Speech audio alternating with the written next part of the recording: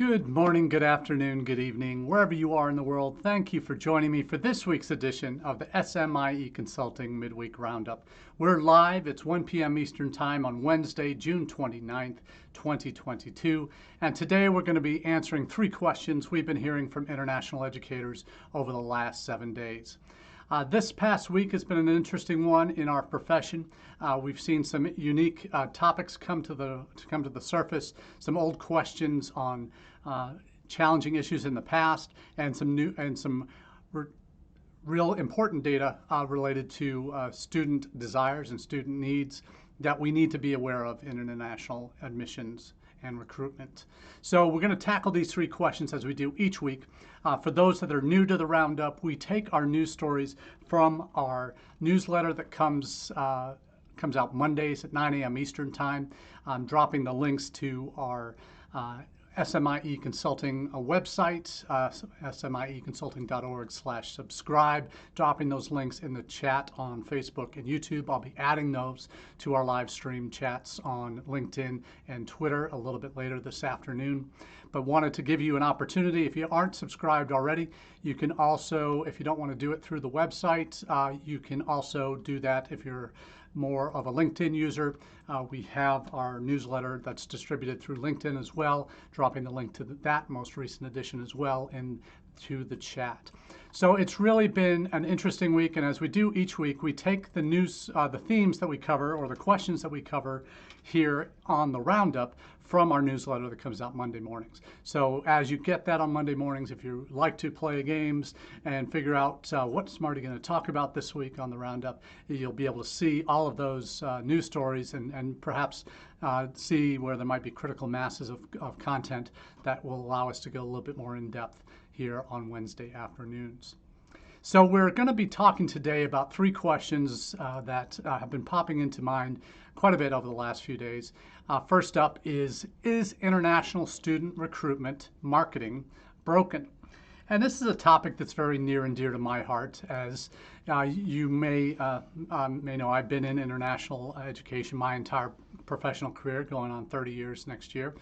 And one of the things that I've always found remarkable in terms of how institutions have or have not done international student recruitment is institutionally, oftentimes there is very little bandwidth, very little commitment, very little resources dedicated specifically to true marketing activities, to establish brand awareness in market, to maintain a presence digitally, to really connect on an ongoing basis with prospective students and their parents via online means. And the article that we're referring to, where we take a lot of what we're talking about today, is from a colleague that I met back in December at the AIRC conference. His name is Mauricio Segura, and he has a company he started a couple of years ago called Platty, P-L-A-T-T-Y. He's based in Australia, originally from Brazil, really a Aussie, Kiwi, Brazilian mix, and he has established Platty, and Platty, if you're not familiar, is kind of short for platypus, and platypus is the only mammal that lays eggs in the world. So that's kind of a unique animal in and of itself, and his company, Platty, he's using this article, and it's a Pie News article, kind of talking about his take on international marketing. And I tend to agree with a lot of what Mauricio has to say. But the basic concepts of what we're talking about here, and I'll put the link to that article in the chat as well. You have that now for your connection. If you're live on Facebook and YouTube, you'll get that link as we're going through. We are talking today about this topic of international higher ed marketing because it is often an afterthought at most institutions. There are a few well-funded institutions that have international as a real priority that will dedicate funds to international student recruitment, and that's not necessarily the same as international marketing. There tend to be separate items. Very rarely are they combined into one office. One office may have responsibility for doing social media to support all institutional programs and departments and needs through the the web or IT team, but very rarely will you see substantial dollars, or even some unsubstantial dollars, depending on your perspective, maybe $40,000, $50,000 devoted to international student marketing. Not going to recruitment fairs, not signing up with prospective lead gen sources, that type of thing. Something that is really designed to capitalize on online and digital tools to drive interest in an institution beyond profiles. That is really leveraging social media, leveraging online presence to really drive traffic, to drive interest, and to convert traffic into applicants and eventual students. So when you talk to your web team, your marketing office on campus, and you find out what their budget is, you ask them the question, well, you guys do ads, you do commercials, you do digital banners, you have all this budget that you commit to promoting the institution. And they go, of course, yeah. And then you ask, well, how much of that are you devoting to student recruitment, ads, that type of thing? And they'll say, here's X dollars out of our budget, X dollars out of Y budget is devoted to domestic student recruitment efforts, commercials, banner ads, all those kinds of things, social media efforts.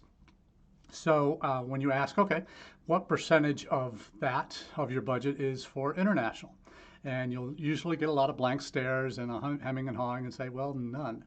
And very rarely, if you do, if they have any budget, it's like if they got some leftover money, they might throw a bone to the International Recruitment Office or International Student Admissions Office, and then they have some funds, but really no direction. And I say and I agree with Mauricio in terms of marketing is broken in international higher ed. We don't really know what we're doing. We have ideas of what we want to do, but we don't have 2 or 3 things necessary to make it happen. Internal bandwidth within our offices to leverage social media, to leverage digital ads, to leverage an online presence and establish an online presence in markets where you don't already have these things. Those are things that typically are the biggest roadblocks and really prevent any office from making any significant progress in direct international higher ed marketing to students and parents. There are those that realize that may have money, but then realize they don't have the bandwidth themselves to do it, but they want to farm it out. There are companies out there that do these kinds of things, but they often tend to be cookie cutter kind of approaches that, oh yeah, we can do X, Y, Z for you because we have run campaigns in certain markets for institutions, but it's usually a cookie cutter approach. There are some, and we've talked about folks like Inted out there in the marketplace that are really customized and do specific campaigns in specific markets with specific goals to drive applications, to drive conversion, that type of thing. So there are people out there doing it. So not all international student recruitment marketing efforts in the US particularly are bad, but they are very rarely done in-house. Very rarely. Those that try might have $10,000 to do a variety of international marketing related efforts, where if it's beyond anything like a student profile or a college profile on different search sites, usually it might be, we got to do a video, we've got to do maybe translations of our content, we've got to have a locally hosted site in certain markets. There are services out there like that that can provide that, but to develop those resources in-house is very difficult and time-consuming, and most international student recruitment offices are siloed on campus and don't necessarily have those resources or staff time or bandwidth or even knowledge of how to do that using social, using digital in other markets. And there are differences, and those are things that, frankly, an international student recruiter is not going to be aware of all those differences in all their major markets. They may learn that over time after consultation, a lot of trial and error. If they try to do it themselves, they may figure that out.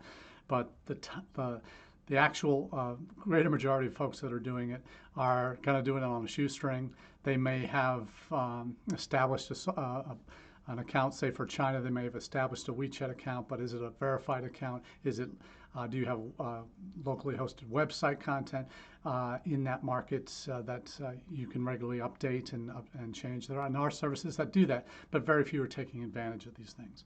And that's one of the things that I point to in Mauricio's article that is particularly relevant, and that is when the things that he says are the missing pieces in a lot of institutions' strategies, where social media is all but an afterthought, and if any institution is doing international student-focused social media, it tends to be very, oh, let's do it on Facebook, let's do it on YouTube, and that might be it. Maybe some Instagram, but we're seeing very few institutions really have the bandwidth and knowledge and expertise to know in country that YouTube's not going to be the most direct way to reach students in this market. We need to be on Insta or in Facebook. Yeah, in certain countries, Facebook still is important, but in most, it may not be as much anymore. So it's that knowledge, and it's the kind of approach towards those platforms in certain markets. It's using in-country language, that native language in certain markets that is going to be particularly important and allows you to target your markets much more effectively. That having not necessarily boots on the ground to do the travel, the agent work with students individually, that's all is an important component, but how are you doing it digitally? And that's really what we're talking about here in terms of the missing pieces. Very few will use that in-country digital knowledge to understand how do we handle websites in this country, how do we handle social in this country. So that, frankly, the knowledge base, the bandwidth isn't typically going to be housed in one office in a university or college campus. So that's the piece that Mauricio is really referring to, that in terms of knowing that the system is broken, because that kind of expertise doesn't exist, and precious few institutions have to dedicate resources to either get that expertise or figure it out themselves over time or farm it out. And that's one of the things I really appreciate about Mauricio's approach, is that he does take it with Platy, does take it and focuses it in particular markets to help drive particular metrics in your key destination or source markets for your institution. So there's a lot to do digitally to improve how we do international student recruitment, and oftentimes it's far down on the priority list, just because you got to deal with your in-country representatives, you got to have your presence on the major search sites, but really there's a third layer that in terms of having the presence and globally, and having in-country reps and having that digital middle ground. Where you can really drive home your points for your institution. And that's really the piece that's missing. An associated article to that was one that's gotten a little bit of a critique in certain markets from certain folks out in the wider world of international ed consulting and commentating. And it was an ISF Monitor article that talks about visually led, the growing power of image-first design in international student marketing. And this one is reflects something that we all know is the case. The data may be less important than the actual content, which I think the message of that content is that the visual media is how we need to be approaching Gen Z, our current recruitment generation that we're trying to bring to our colleges. And what a good website looks like in this day and age. So there's some of those kind of very basic points that they're making, but it is content that is can be missed by a lot of institutions. And particularly when you drill down to your international content on your sites, what's the appeal of it? Does it have a visual first, image first approach? An image can be obviously photos, but also video content, short form video content that is just on a loop. Is that part of your international homepage per se? Are you doing anything to provide a very minimalist version of the above the fold kind of content to really drive that, capture the eye and drive the attention, keeping in mind the shortening attention spans, whether it's 8 seconds or not? The point is students need to feel like they are they're going to digest their information quickly, make a decision whether to pursue it further or move on. So it's a good article. I'll just put it in there as kind of backup for what we're talking about here. But hopefully this gives you a good sense of what we're really after in terms of this point on is international higher ed marketing broken? And for most institutions it is, because frankly we don't have the bandwidth to really do all that we need to do to be truly effective. So we're kind of oftentimes feeling around in the dark trying to figure out what works, or trial and error type of approaches. There's a little bit of that involved in what you need to do on international marketing, but it's not solely the focus, shouldn't solely be the focus of just more of an afterthought. It needs to be one of the central elements in terms of what you do. Not only having a digital presence of your own, not only having the on-the-ground agents or networks that you're using, but also maintaining that level of contact digitally and in a focused and targeted way with language and local in-country content in your key markets. So that's the point of that one. So yes, it is broken, but not everywhere. But there is help to be found if you have budget and are willing to put in the necessary legwork and be willing to let go a little bit. And that's an important part of that process, I think, realizing that we can't do it all on our own. So that's question number one. Let's move on to question two. Are student visa overstays a real problem?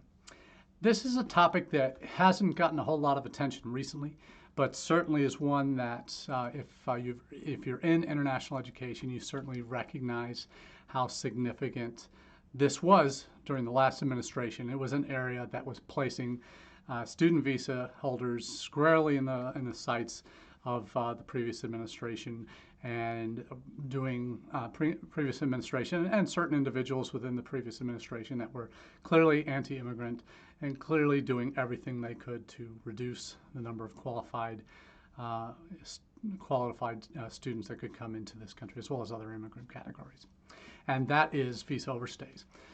There were arguments made by the previous administration that it's such a significant problem that it's running rampant. There's just students are coming and they're overstaying visas and their current status isn't known, or not. They could be doing anything in this country. They're terrorist cells, or whatever the case might have been. Whatever the fear-mongering approach of that previous administration related to anything that wasn't natural born was put everybody in the crosshairs, to be honest, and students were in the mix for non-immigrant visas holders, and that is something that they used as a weapon to kind of stir it up. Well, we got to do something about this. That's why we had to. But there was a proposal to end DS in the previous administration, duration of status, that would have currently allows students to stay in the country as long as they're maintaining status, which to whatever degree or program they're in, that as long as they're maintaining satisfactory progress towards that full time, all of the necessary components of being an international student, they were okay. The potential to eliminate that and force students to renew their visas every year, every 2 years, whatever it might be, was potentially a huge administrative hurdle that would have bogged down ICE and DHS even more than it already is. So CBP as well. So we look at what's happening since the change in administration, and we certainly see that based on a report that was released on the previous fiscal year, dropped a link to that report from DHS into the chat, and it goes into the actual data of what the visa overstay rates were. And you look at it, the overall at the end of FY 2020, there was the visa overstay rate was 1.27% of all the hundreds of thousands of immigrants, non-immigrant visas, categories. Less than 1.3% were in overstay categories. So very insignificant in the big scope of things. When we drill down to specifically students, we see that for student visas, it was about 1.55 of the, according to this number, 1,800,000 student and exchange visitors scheduled to complete their program in the United States. Now, one of the things that's important here, with even why the student rate, and it's not significantly higher, 1.55 versus 1.27. You look at it and you think about what that means. Student visa categories, FM and Js, other than the Js that have 2-year home residency requirements that they have to go home, so that's a very identifiable number. Very few of them are in this overstay category. You have F and Ms, mostly Fs, where if they transition to another status, where they may have applied for, they've been on OPT, and then they get their company that they're working for applies for an H-1B for them, or they transition into another visa status, they can potentially be counted in that overstay if there's no way to document where they are. So there's some data in here that's important to keep in mind in terms of how we evaluate these numbers. And I really think that what we see in terms of our visa overstay rates in the U.S. not been a significant issue when it comes to students, particularly post-SEVIS, where the tracking is there and students can be accounted for much more easily through the digital systems that are in place. So I think the visa overstay problem has long been overstated, particularly by the previous administration, and the data simply doesn't support that claim anymore. That they often made that claim without backing it up with any real data. So it's something that I think we look at and we see the actual numbers, and we realize this is not a big deal in the grand scheme of things in terms of numbers that we're referencing here. So I think what we're seeing is becoming less of an issue, and one that is not going to, certainly in this current administration, isn't going to get the kind of media attention that it certainly did in the previous administration. So the visa overstay rate, let's put that one to bed and say non-issue as far as bigger scope of all the problems in our immigration system. That is way down on the priority list in terms of things that need immediate action. So let's move on to our third and final question of the day. And this is always ultimately what anyone who's in international student recruitment will say you need to know. And that is, what do students want? Not only do you, as part of your responsibilities in international recruitment, international admissions, international education in general, is knowing what your audience wants, knowing where they are, where they spend their time, and being able to listen for what those cues are to help you better target their needs. Now, one market that we talk about regularly here on the Roundup, because it's the second leading source market for the United States. In some countries like Canada, it is the #1 market, and that is India. And we're talking today about what do Indian students going abroad want? And that is an answer that everybody wants to know who's in student recruitment. And it's one that if you spend any time in the field, talking to international students or talking specifically to Indian students, you get. And it is, they are looking for information about work opportunities after they're done with their degrees. Now, post-study work has been, over the last 3 or 4 years, has regularly been at or near the top of every student survey, prospective student survey, who are looking to go abroad in terms of what they want out of their destination market. There'll be some in some countries where, depending on where they're from, that maybe reputation of an institution might be more important, or value for money would be more important, lower cost or whatever it might be. Prestige gets up there, rankings obviously factor in.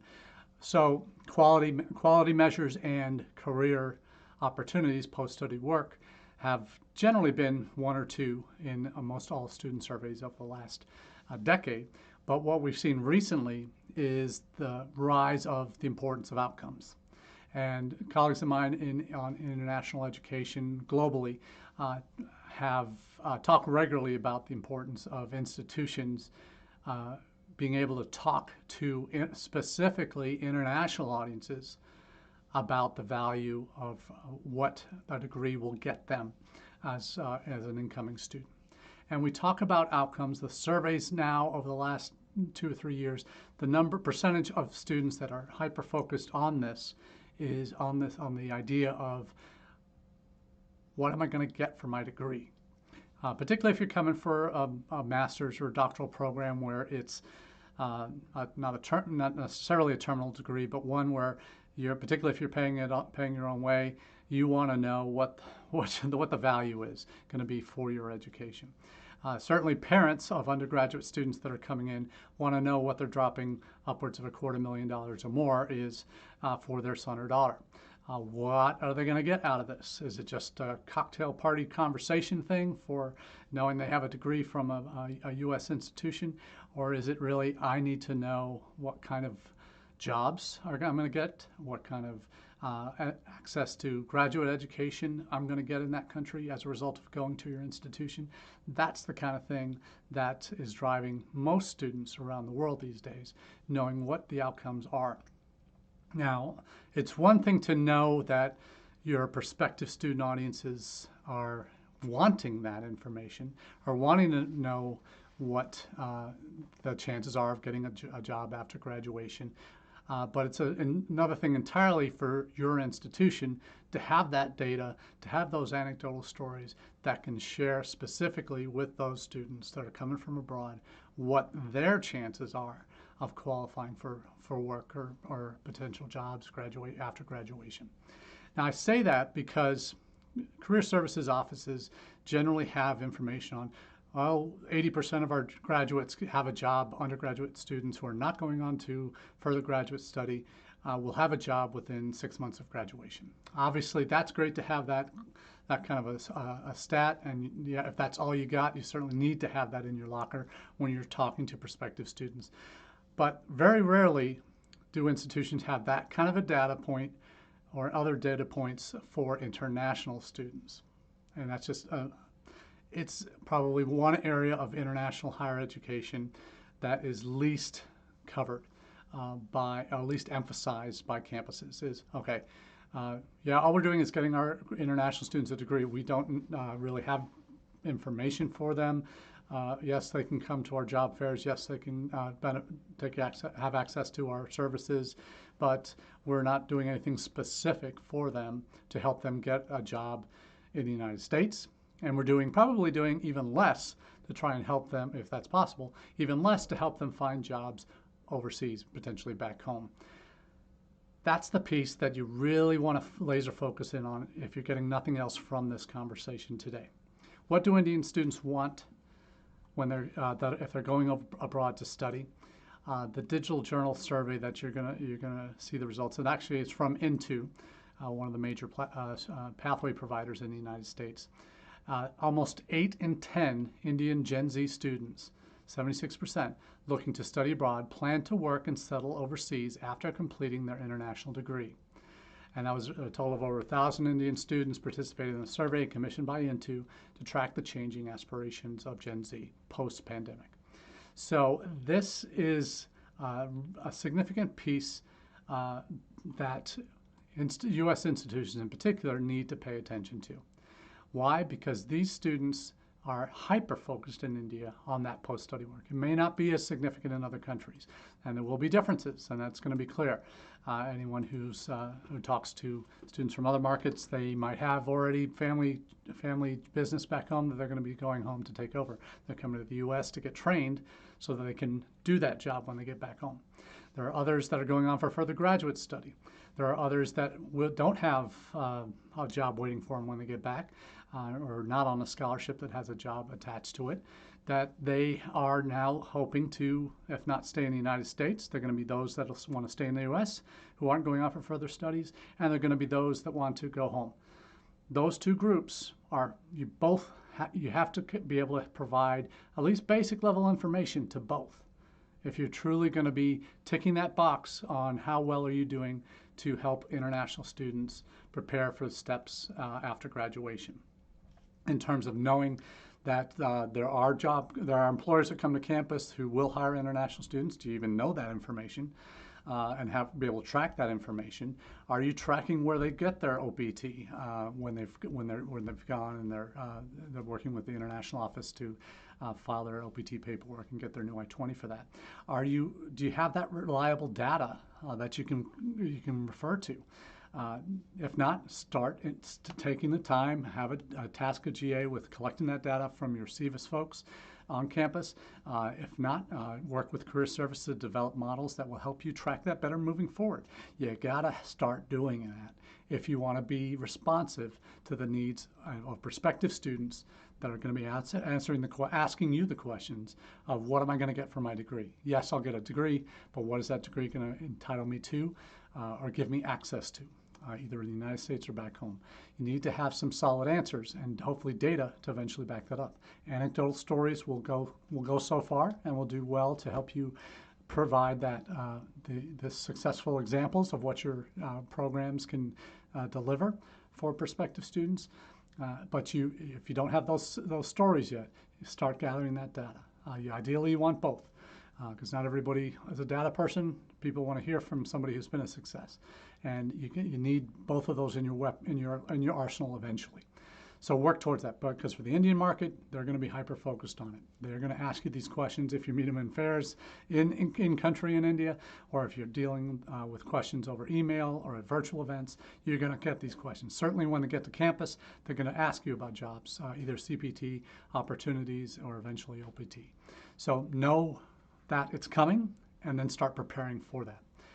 One way you can get ahead of the curve a little bit is to have the data that can help you justify why Career Services needs to be investing in this as a topic of development for their offices and potentially funded some of the projects that they're going to need to do to get that kind of data or provide the kinds of opportunities they need to for your future graduates from overseas. One of those is an upcoming webinar I'm going to plug for July 7th. So that's going to be a week from tomorrow, Thursday. So Thursday, July 7th. It's sponsored by iGraduate. It's a free webinar you can sign up for. I'm dropping a link to in the chat for it now. It's also in our newsletter on Monday. And this is specifically for the U.S. and Canadian markets. It provides you content and data points for currently enrolled international students talking about what they're finding, where their level of satisfaction is with their experiences on campus, where the lowest level of satisfactions are, where the highest level of satisfaction is related to academics, related to campus and class sizes and experience in the classroom, experience with professors, the study environment, all of that. But also Career Services is one of those things that you get a chance to look at. And you'll find from their initial slides, you see in terms of one of the lowest areas rated in terms of satisfaction with higher education institutions in the U.S. and Canada is with Career Services and career advice. So there'll be more data on that. I certainly encourage you all to register for this webinar if you're not already. It can be a real eye-opener, I'm sure, and help you gather the data you need to be able to share with administrators on campus as to why this needs to be a focus of not just your office's work as an international office, but the campus as a whole, and specifically Career Services. So that's all we have for you today on the Midweek Roundup. We appreciate you joining with us and being a part of the conversation. We'll certainly be looking forward to future conversations about these topics and more in the Midweek Roundups to come. And keep in mind, by the end of this summer, we're going to be hitting our 200th episode of the Midweek Roundup. So we're hoping that you can join us for a special event when we hit that later this summer. So thanks again for being a part of the journey, and we look forward to chatting with you again soon. Cheers.